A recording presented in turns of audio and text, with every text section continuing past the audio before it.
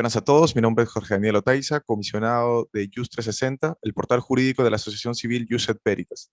En esta oportunidad conversaremos con el doctor Martín Bravo Senmanche sobre la jubilación automática en el ordenamiento laboral peruano. Esta entrevista se realiza a partir del artículo del doctor Martín Bravo titulado La naturaleza jurídica de la jubilación automática en el ordenamiento laboral peruano, que formará parte del libro conmemorativo de los 10 años del portal JUS 360. El doctor Bravo es abogado por la Universidad Señor Izipán de Chiclayo, es investigador con estudios de especialización en Derecho del Trabajo por la Universidad de Salamanca de España, miembro activo de la Comisión de Derecho Laboral y de la Seguridad Social de la Sociedad Peruana de Derecho y miembro fundador de la Escuela Filaneísta de Derecho EFIDE, así como asociado en Palomina Guerra Abogados SRL. Muchas gracias por concedernos esta entrevista, doctor Bravo. Gracias a ustedes, Jorge, por el interés en mi trabajo. Me parece que es un tema muy poco atendido en la academia, entonces hay que darle un espacio en estas tribunas tan listas como es JUS 360. Muchas gracias. Para comenzar, ¿no? Algunas cuantas preguntas generales que nos puede introducir en este Instituto del Derecho. Quisiera preguntarle en qué consiste la famosa jubilación automática, ¿no? A partir de la Ley de Fomento de Empleo y en qué momento histórico surge esta institución en el Perú. Bien, bueno, la jubilación automática, Jorge, es una institución de larga data en el Perú. No como la conocemos ahora, pero sí en su versión, digamos, más básica, ya la conocemos desde los 50 en el régimen del sector público, en el régimen funcionarial. En ella, sin embargo, como la investigación demuestra, la presunción de que parte el legislador es la de una cierta ineptitud alcanzada por la edad que afecta a los funcionarios y servidores públicos. Sin embargo, en el sector privado, que es la materia a la que se aboca la investigación, la jubilación automática tiene una ideología distinta, un funcionamiento que busca en esencia, igual que su símil funcionarial, expulsar, pero aquí no expulsa por la presunción de una cierta ineptitud, sino que expulsa para liberar un puesto de trabajo. Liberarlo para que éste quede vacante y permite el ingreso de un nuevo trabajador que hasta entonces se encontraba impedido de trabajar, no por sus carencias de aptitudes, en fin, sino por el mal funcionamiento del sistema mismo, que había generado un entrampamiento, una obstaculización que impedía que éste ingresase efectivamente al mercado del trabajo. Entonces, la básica ideología en que se basa la jubilación automática es yo expulso para liberar un puesto de trabajo. Expulso un trabajador determinado para permitir que otro ingrese en su reemplazo. Ahora, la ideología está en que a quiénes expulso y a quiénes permito el ingreso. La ideología clásica que se maneja sobre esta institución viene a modelarse entre los 80s y los 90 en el marco de una prácticamente uniforme política internacional para liberalizar los mercados de trabajo y hacer del Estado, en fin, de las relaciones laborales privadas y públicas, lo mínimo. Hacerlas súper livianas, aminorar ese monstruo burocrático que eran las relaciones de trabajo. Y en ese sentido, el Perú, en la década de los 90, dejando atrás políticas más conservadoras, pro trabajador, que habían sido ensayadas por el gobierno de Velasco y sus continuadores, pone en práctica unas medidas, un paquete de medidas muy agresivas, que todas respondían, según la investigación sugiere, por las propuestas por el consenso de Washington, y entre ellas, por supuesto, estaban las laborales, poniendo en marcha normativas novedosas como la Ley de Fomento del Empleo, a partir de la cual el instituto va entrando tímidamente, es verdad, va ingresando al ordenamiento. Digo tímidamente porque no aparece tal como la conocemos hoy la jubilación automática con la Ley de Fomento del Empleo. Fue necesaria el cambio del escenario constitucional, dejar atrás la Constitución del 79 para darle la bienvenida a la del 93, bajo cuyo imperio nosotros ya podríamos hablar de jubilación automática como hoy la conocemos. Porque el instituto ingresa definitivamente y en los términos que hasta hoy persisten en el 95, a mitad del año 95 se introduce esa medida como respuesta a la acuciante situación crítica que atravesaba el mercado de trabajo peruano. Entonces, ese es el trasfondo histórico en que aparece la jubilación en el Perú. Es un escenario puntual, es un escenario concreto, determinable e históricamente comprobable. Como respuesta a ello, aparece este instituto. Veremos si es que a lo largo de las décadas ha terminado siendo eficaz o si se ha ido desnaturalizando. Esa es parte de la investigación. Sí, mire, esta lógica, ¿no? de la llamada presunción de ineptitud, que parte con un razonamiento de que pasada cierta edad, ¿no? Ocurre un desgaste natural, fisiológico, mental. Quisiera su opinión al respecto. ¿No recaería quizás en una variable discriminatoria respecto al rendimiento que podrían tener personas de avanzada edad? Quisiera su opinión al respecto. Y en segundo lugar, esta flexibilización o este reparto del empleo, como se podría decir, es precisamente para darle chance, aparentemente, ¿no? Para darle la oportunidad a trabajadores jóvenes, ¿no? O frente quizás ciertas tasas de desempleo. Es decir, se opta por quitarle, en teoría, automáticamente su trabajo a una persona que cumple cierta edad, en este caso 70 años, para que, en teoría, entre una persona más joven, ¿no? O que no ha tenido la oportunidad para ocupar ese puesto. Como le decía inicialmente, eso no sería quizás una variable discriminatoria. Y en segundo lugar, si es que se trata, por ejemplo, de un puesto que exige cierta cantidad de años o experiencia o ciertos requerimientos profesionales, ¿qué tanto sentido tendría, no? O se trata efectivamente, ¿no? De un tema de flexibilizar el trabajo bueno, ya te tocó a ti, ahora le toca a los otros, ¿no? Y se reparte o se distribuye los ingresos y el empleo en ese sentido. Voy a intentar atender esas preguntas que terminaron siendo múltiples. Sí, Eh, disculpe. la primera parte, yo creo que te has referido al tema público, porque es cierto que puede haber en el sector público, y me voy a distanciar un poco de lo trabajado en la investigación, un cierto grado de discriminación, porque, por ejemplo, los 276, arribados a los 70 años, la jubilación forzosa en ese régimen se le denomina así, es automática. Pero si tú fueses un CAS, la normativa no prevé ninguna obligación de egreso, entonces tú puedes permanecer. Muchas veces 276 y CAS hacen exactamente mismas funciones, entonces sí estaríamos hablando de una sospecha de discriminación en ese sentido. Luego, me comentaste sobre el puesto y las aptitudes que el perfil exige para su reemplazo. Bueno, lo que la teoría básica exige es que ese puesto sea liberado para que ingrese otra persona. La Ley de Fomento del Empleo hace una precisión y señala las franjas débiles del mercado de trabajo, entre otras, jóvenes desempleados, mujeres embarazadas, discapacitados y adultos mayores. Es decir, todo ese abanico de población puede ingresar a este nuevo puesto vacante. Por supuesto, en él se tendrán que observar todas las exigencias objetivas del puesto para satisfacerlo. No se trata de reemplazarlo con el primer perfil, el primer cuadro que se presente, sino respetando la necesidad de contar con el mejor personal, admitir quien cumpla con ese perfil. Ahora, esta exigencia en el sector privado tiene mayores probabilidades de ser cumplida porque a la empresa privada le conviene que quien esté en ese puesto sea el más apto, cosa que a veces lamentablemente no ocurre necesariamente en el sector funcionarial. Sí, precisamente enfocándonos, ¿no? En esta diferencia entre la Constitución del 79, ¿no? Cuando mencionó a través de una serie de normativas quizás más conservadoras pro trabajador a partir del régimen de Velasco, era necesario, por ejemplo, el cambio constitucional a través de la promulgación de la Constitución del 93 para que este tipo de reformas laborales tengan cabida, o se podría haber dado, tal como se conoce hoy, una jubilación automática de esta naturaleza con el marco normativo de la Constitución del 79.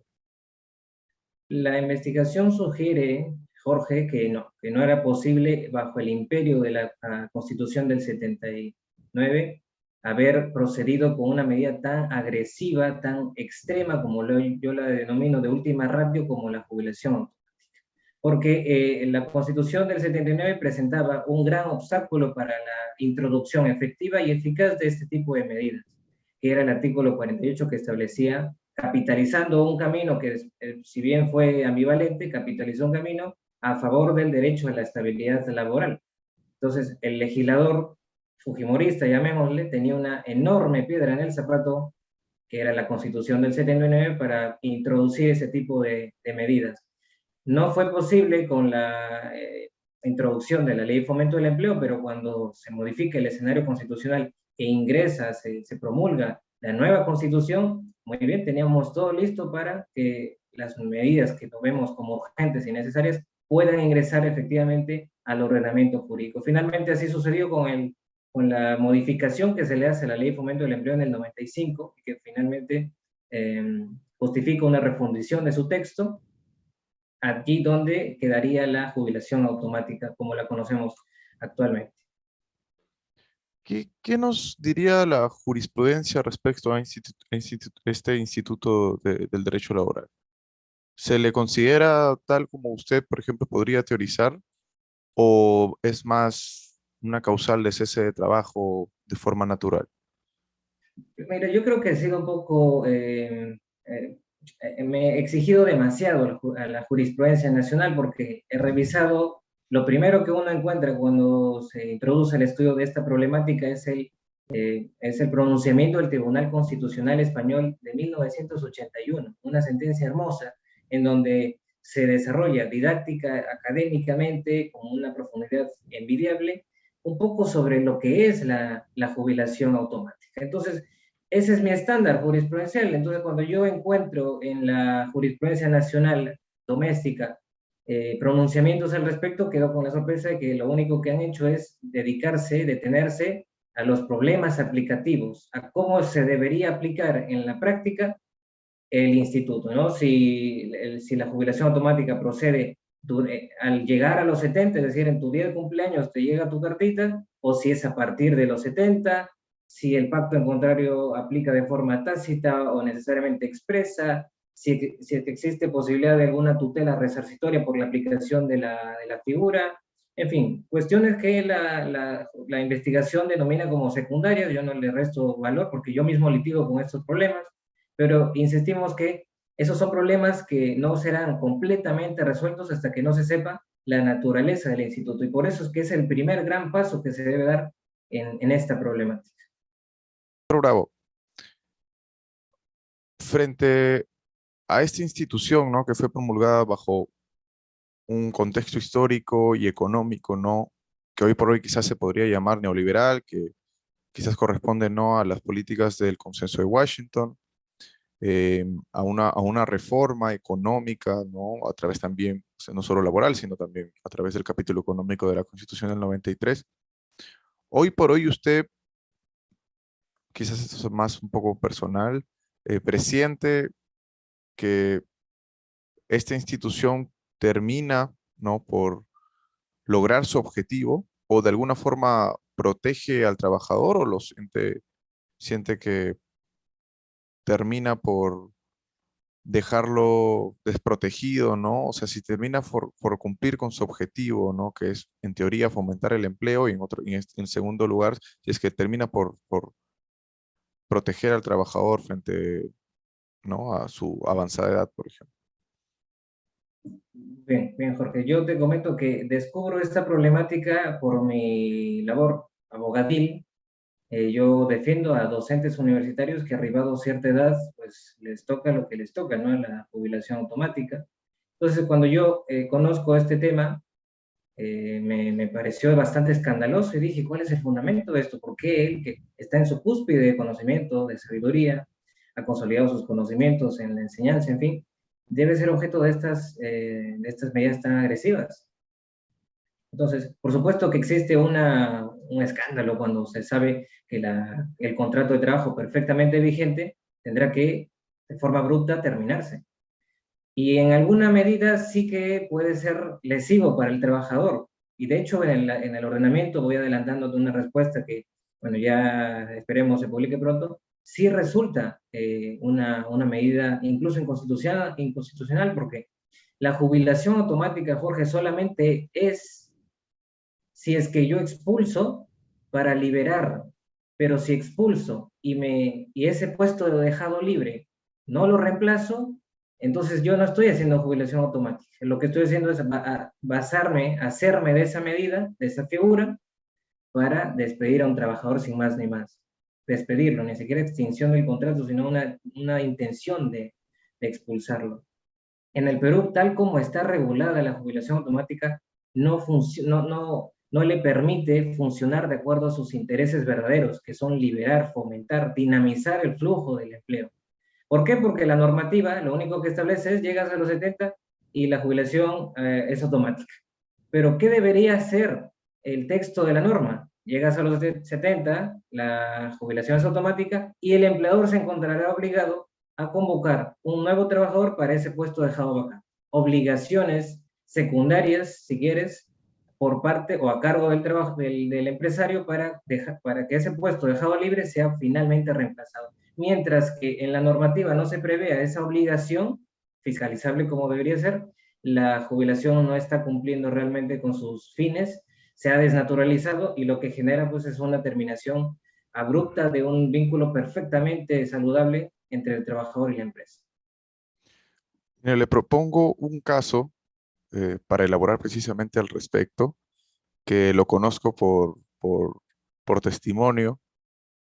Pienso que de esa forma se puede ilustrar un poco más, ¿no? Esta cuestión de la jubilación automática. Eh, Recuerdo cuando era escolar, en mi colegio teníamos un profesor de literatura que cumplido pues su edad, fue jubilado, ¿no? Básicamente a unos 4 o 5 meses todavía de acabar el año escolar. Nosotros que éramos pequeños no entendíamos por qué habían votado básicamente al profesor, si era un excelente profesor y de años, básicamente toda su carrera, ¿no? Entonces decían, no, bueno, cumple cierta edad y se tiene que ir porque se tiene que ir. Pero no entendíamos si supuestamente nosotros, chiquitos, decíamos, pues si le han hecho un contrato de un año, es porque se tiene que ir antes, ¿no? Ese sería básicamente un ejemplo para ilustrar, pienso yo, ¿no? Quizás este Instituto del Derecho o respondería a otra naturaleza, ¿no? Quizás es este tipo de casos que usted ha abordado o con los que ha litigado, o podría ilustrarnos con alguno más eh, claro, ¿no? Como para que los espectadores que no tienen mucho conocimiento no puedan entender, en esto consiste precisamente la jubilación automática y quizás por esto puede ser tan problemático como usted justifica. Yo creo que la situación más escandalosa, problemática que salta a la vista es de los docentes, justamente porque su relación con la edad y el rendimiento es inversamente proporcional. Mientras que los trabajadores, digamos, normales, obreros, en fin, operativos, a más edad, menos rendimiento, los trabajadores intelectuales, como los docentes, mientras más edad, más rendimiento.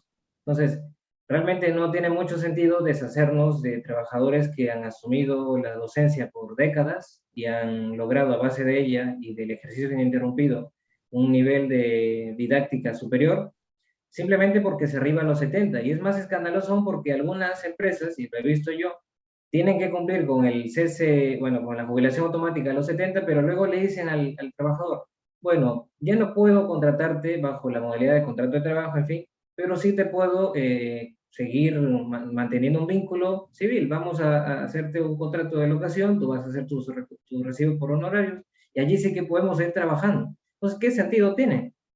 eh, seguir con este tipo de medidas cuando a todas luces el trabajador sí se encuentra capacitado. No en todos los casos, déjame decirte, Jorge, porque yo he litigado con colegas que llevan a sus profesores con 70 años y en efecto, algunos ya están un poco afectados por la edad, pero digamos la media es que puedan seguir trabajando.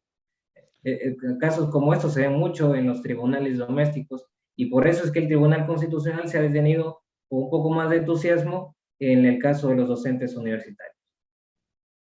Bueno, doctor Bravo, muchas gracias por esta entrevista, ¿no? Por ilustrarnos sobre esta institución del derecho laboral, un recuento histórico también de cuándo se produjo, bajo qué motivos económicos, ideológicos también terminó por institucionalizarse la jubilación automática durante los años 90, las diferencias, ¿no? Entre el régimen del 79, de la Constitución del 79 y la necesaria Constitución del 93 para la promulgación según la lógica de los legisladores y los constituyentes fujimoristas, ¿no?